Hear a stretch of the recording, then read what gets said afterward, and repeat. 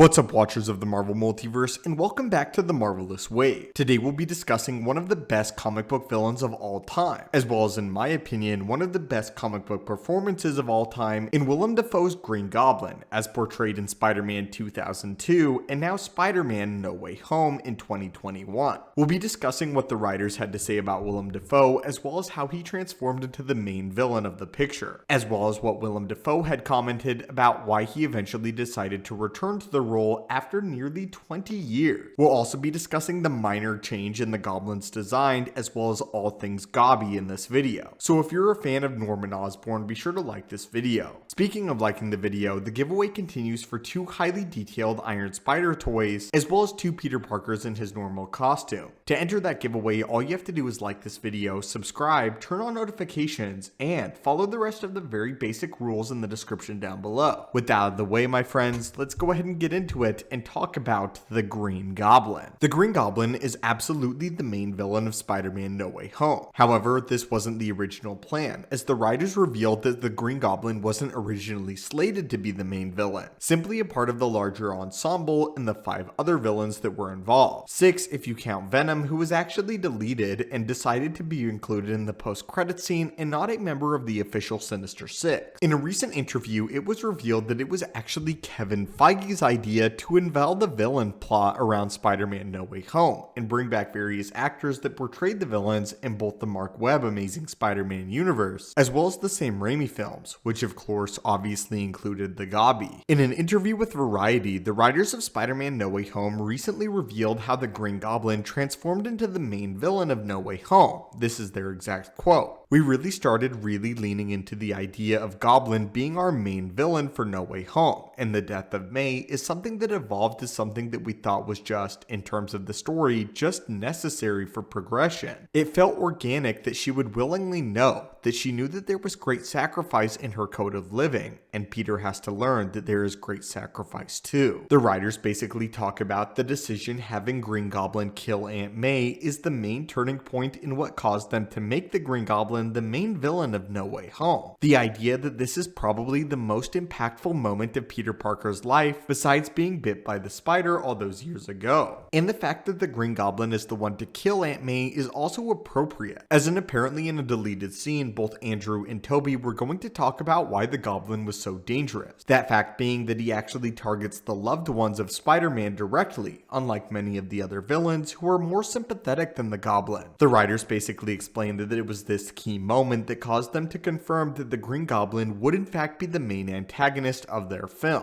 and be given the most emotional weight as a villain. In an interview a few days before this, Willem Dafoe, who obviously portrays the Green Goblin in Norman Osborn, had some comments on this and some comments about the script in No Way Home, as well as the role of the Green Goblin and what ultimately caused him to accept the role to return nearly 2 decades later. This comes from Willem Dafoe's interview with the New York Times, when Amy Pascal and John Watts called me up and said that they would like to pitch me this new idea. I thought it was crazy, but let's see what they have to say. I really didn't want to do a cameo. I wanted to make sure that there was something substantial enough to do that wasn't just a tip of the hat to the character. And the other thing was, I said I really wanted there to be action. I wanted to take part in the action sequences, because that's really fun for me as an actor. It's the only way for me to root to the character. Otherwise, it just becomes a series of memes. Here it's clear that this is the main reason why Willem Dafoe agreed to return, that the Green Goblin would in fact have a substantial role in Spider-Man No Way Home, which is where I feel the film really excels. The fact that these past characters from previous films are integral to the plot, and are not just there to show up to have a quick audience clap session and then move on.